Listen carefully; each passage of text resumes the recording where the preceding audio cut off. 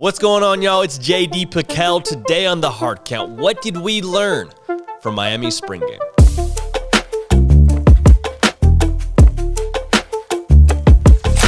Welcome into CFB with JD, the People's Channel. Everything you know, everything you love about college football happens here, happens nearly on a daily basis. Armstrong Sims, Jet McKenzie doing the heavy lifting. You can help drive the show at my Twitter page, JD Pickell. Now, Miami football had their spring game this past Saturday, and a lot of you are watching. We were watching. A lot of things to unpack from this game. We're going to go through our key takeaways. In Miami is a very interesting program as we head into the 2022 season. New head coach, star-studded staff. They've been killing it on the recruiting trail. Returning quarterback. We've said it before.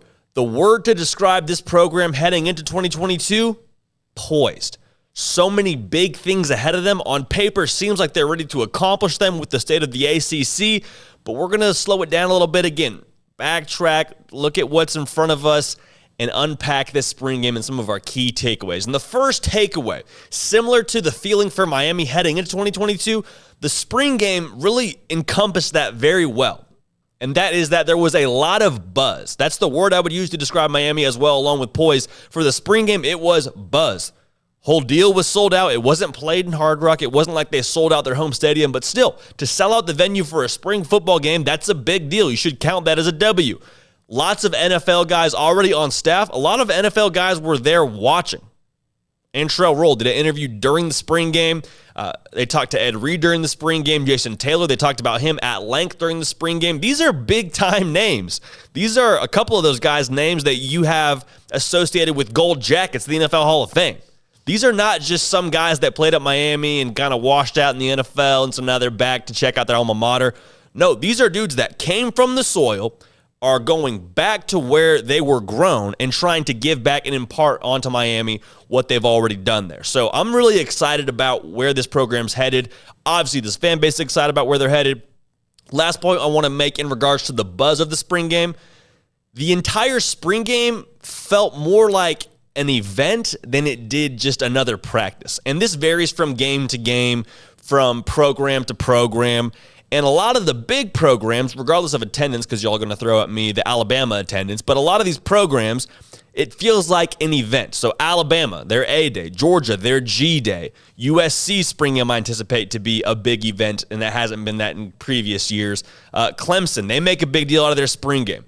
And that's significant because, again, going back to the fan base, it's a celebration of jumping into the fall. As opposed to, okay, we'll get our ducks in a row, we're going to line everything up and make sure everything's set to go. Okay, let's hope this works. No, it's a swagger, it's a feeling, and it's a culmination of all those things on one day to put an exclamation mark on your spring football season. So I was really pleased with that, and I think that was one of the biggest takeaways from watching the broadcast. Second, Tyler Van Dyke, TVD, Tyler Van Dimes, I like to call him, he looked in control. He was 20 of 33 on the day, 60%.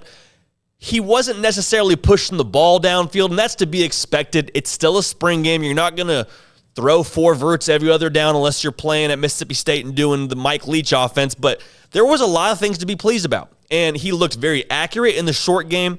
In what they asked him to do, he did well. He took what the defense gave him. To throw the ball 33 times, that's a lot for your starting quarterback. That's a lot of burn to get for your starting quarterback. And I thought he handled the load very well. Thought he looked in control, like I mentioned. He didn't force the ball anywhere. There was no careless mistake that I saw across the board from Tyler Van Dyke. Now, it's still spring football. It's still a new offense. So there was some spring slop that I saw from number 9, but that's not purely on Tyler Van Dyke. That's on the offense. It's on the offensive line. And again, that comes with growing pains. So TVD, I loved the command he had of the offense. I loved the way that he looked in control. It was evident. Every single snap, he was the guy. Miami, you're going to go as TVD goes this coming season. So I'm fired up for him. I think there's a lot of great things to build on from the spring. I think that they'll be able to get their legs under them by the time they play Texas A&M, by the looks of the spring game. But anytime you got number 9 behind center, you're in good shape at Miami. So very, very excited for him. Was very pleased with his performance. He looked like the man. In addition to that, the offense looked very balanced. There were a lot of questions coming into the spring. How's this offense going to look under Josh Gaddis? Because we saw what he did at Michigan. They were ground and pound to play action. they made it a point to run the football. And so you were concerned, okay, well, are we just going to shelf these great playmakers we got on the outside or that we're bringing in? Are we just going to shelf Tyler Van Dyke's deep ball that he's exemplified so well in 2021? No, you're not going to do that. But at the same time, you're not going to be air it out all the time either. Hit through 33 times this game, but a lot of those, again, kind of work in the short game. They looked really balanced. It wasn't a matter of an overdose on the run game or an overdose in the pass game. You had Henry Parrish have a couple of rushing touchdowns, but if there's any encouragement to be had, it's that, one, they're going to try to be balanced, okay? So it's not going to be a predictable offense. It's not going to be an offense that can only go with their right hand. If you're going to go ahead and use the basketball metaphor, they're going to have their jump shot. They're going to have their layup. They're going to have the deep ball. They're going to do a lot of different things within this offense. And so that's first and foremost. Second, you were able to control the line of scrimmage well. And you're not able to be balanced if you can't control the line of scrimmage. There were 2 separate rushing touchdowns. I believe it was from Parrish. They got down there. I think it was 4th and goal. It was like 4th and goal on the 1 or 2 yard line. Cristobal said, all right, let's run the ball. Let's get in the end zone. And that's a huge luxury to have. I know it's spring. I know you're not always going good on good. And I know it's not going to be 100 miles an hour necessarily all the time. Maybe it should be, but it's not going to be that way in a spring game. Still, to get 1 to 2 yards on 4th and goal, that says something about you as a program. And for Miami to be able to do that in a spring game means something.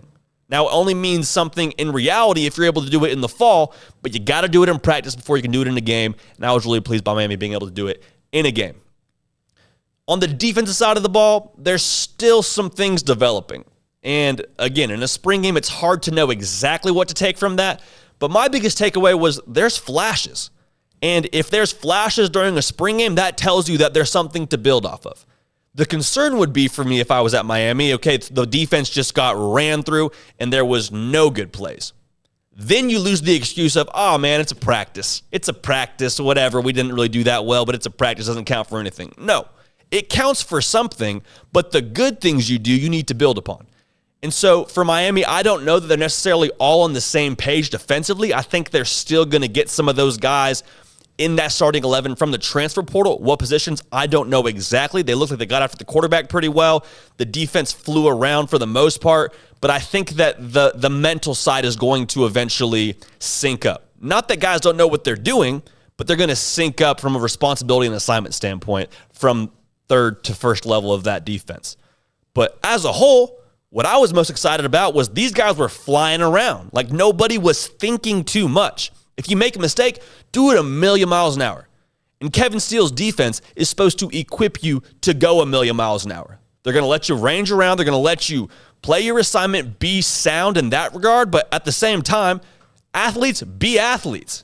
Fast guys, be fast guys. You hit hard, you lay the lumber. You have all the freedom in this defense to be a heat-seeking missile and go knock somebody's block off. Now, you're not knocking somebody's block off in a spring game. That'll get you in trouble, have you running gases after practice. But the fact that you had guys looking like they were playing with a sense of confidence about themselves, that should be encouraging for Miami fans. This defense is going to be a problem if they can get it headed in the right direction. That feels like a very commonplace statement to say, and I say problem in the most positive sense of the word. They're going to be dangerous if they can all get synced up because they have a lot of athletes already. And if they can play the way that they want to play, which is fast, they're going to cause problems for opposing offenses. Again, we already did a chalk talk on Kevin Steele's defense on this channel. If you haven't watched that, go watch it right now. This will make more sense to you. But they want to play fast. They want to play physical. And with this scheme, within that scheme, they're going to be allowed to do that. Once they get on the same page, it's going to be lethal. So I want to package this up, put a little bow on it, tie it up, put it under the tree. There seems to be the expectation across the board from the outsiders of Miami, and I don't necessarily call myself an insider, but having a pulse on the program, I just want to reframe this. Miami football in 2022, Miami football under Mario Cristobal as a whole is its own movie. A lot of people are looking at all the guys they have on this staff from the NFL and all of the buzz, all the guys coming back, and they want to say, okay, well, it's going to be the sequel. It's going to be the sequel to what Jimmy Johnson did. It's going to be the sequel to what Howard Schnellenberger did. And yes, there's similar themes within this movie. There's similar themes of we got to recruit well, we got to play physical, we got to have dudes on this roster, we got to rope off the state of Miami. And I say the state of Miami, that's not a typo. That's not a verbal typo. You know what I'm saying? You got to recruit Miami, the state of Miami, well and fence it off. But it's going to be its own thing. It's not going to look the exact same. They're going to do it in a different way because college football has changed, and this is just a different team in general. So for Miami fans, I would say, make sure you're okay with the way this is going to look on the field in the sense that it's not going to be the way that you're accustomed to it looking. And that's a good thing. Miami's special because of the guys that have come before, the coaches and players alike, but it's going to be its own brand, its own program under Coach Cristobal. It's still the U. It's still going to have that same swagger, the same tradition about it. But this is going to be a different looking product in Coral Gables this coming fall. And I, for one, cannot wait to see them run through that smoke. That's it for us here on CFB with JD. This has been The Hard Count. Subscribe to the channel. Follow me on Twitter at JD Piquel to tell me more of what you want to see. We're going to keep this party rolling. We will see y'all next time.